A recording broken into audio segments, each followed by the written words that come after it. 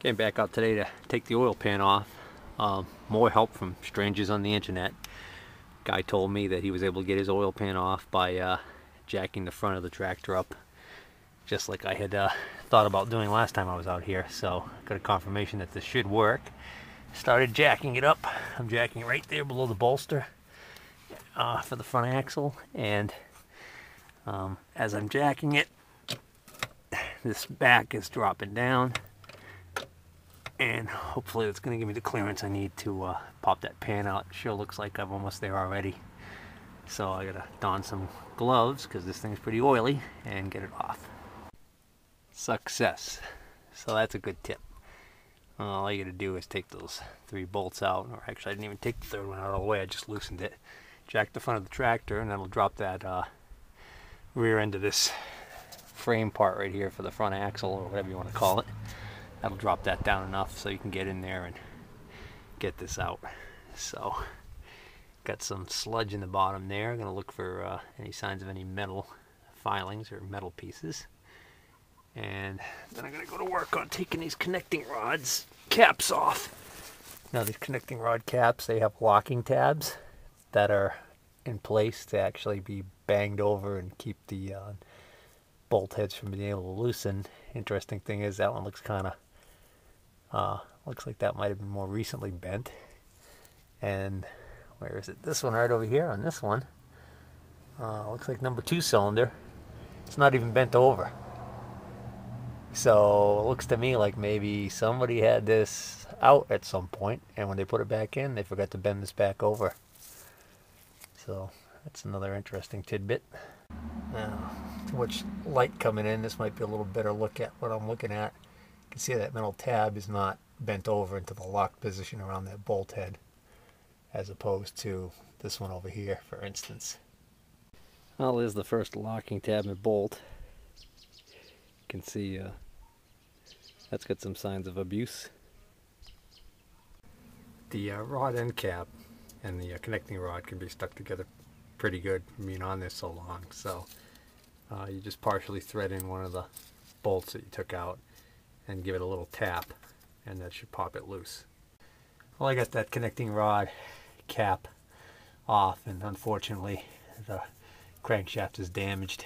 There's can feel groove right here in the middle.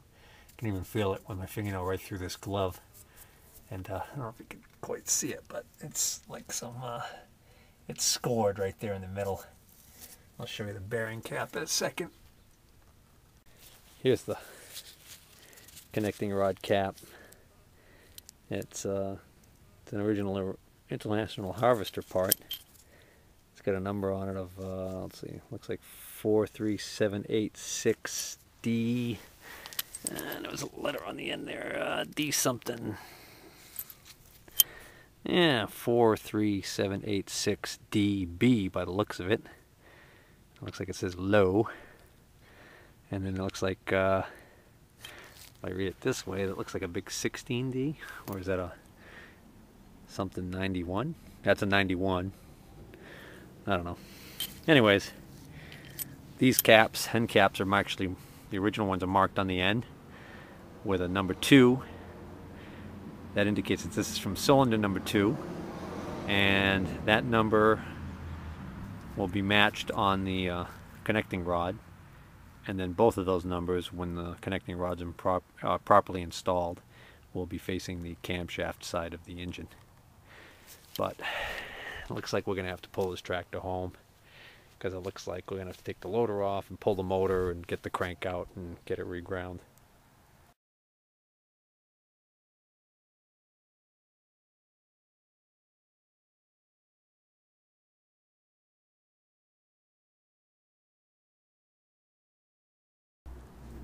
Well, finally got my head back from the machine shop. He's always busy there, so I don't mind waiting a little longer, and he usually gives me a good price.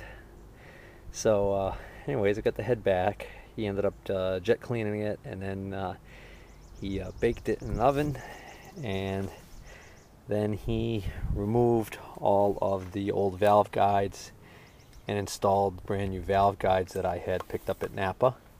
So these are all brand new valve guides that are in here. And he also, turn it over here, resurfaced it. Hold on, I gotta put the camera down. There you go. So nice smooth as glass. And reground the valve seats. So I got all nice seats in there. Alright, so I'm reusing my exhaust valves. He reground them. They came out really well. They're in great shape. The intake valves were junk, so I've got brand new intake valves. So this is one of the brand new intake valves. He had me bring him one of the new intake valves so he could check the angle on it and make sure that when he reground the seat on the intake that they would match perfectly with the new valves. So that was nice. Normally you wouldn't want to mix these up, but because I put in all new valve stems and I'm also putting in all new intake valves, it's not going to matter what order I put these back in. However, I am going to want to make sure they go back in the same order as I lap them. In other words, if I lap this one to this seat, I'm going to want to make sure this valve stays with this seat during reassembly, because the lapping process is the last little step that gives you a perfect match between the two mating surfaces of the seat and the valve. So with that being said, I'm going to get ready to lap the valve seats. Alright, so first thing I'm going to do is I'm going to take my Sharpie and I'm going to mark each valve to assign it to a cylinder. And this is the port here where the housing for the coolant goes. So I know this is the front, so this is number 1. So we'll just mark it. 1, 1. Of course, I know one's exhaust, one's intake, so I don't need to mark them separately. 2, 2, 3, 3, 4, 4. Now I'm ready to lap. So there are two basic types of valve lapping compound. There is the water-based and the oil-based. Some prefer oil-based. I like the water-based just because from a cleanup standpoint, it's a lot easier for me to work with, since I don't have a parts washer especially. Some valves on some older engines actually have a slot in the top that you can engage a special tool for valve lapping. These do not, so these use this suction cup style of valve lapping tool. Now, this is a real cheapo one that I got at my auto parts store, and I don't like it. Lots of times it tends to not grip very well, especially if you get, you know, some of that slurry kind of sticks and the valve will get stuck and it won't want to spin nicely. And if that ends up being the case, it can drive you nuts. So I've come up with a workaround for that. Basically what I do is I've got this special adhesive strip, I forgot what it's called, but it's basically like a two-sided tape that I can use. So if I have to, I'll resort to that, but we'll see how it goes with just the suction cup. Okay, now you have to lift the block, the head up far enough, so I've got it on some wooden blocks here so that the valves are all the way down into their seated position. And then you remove the valve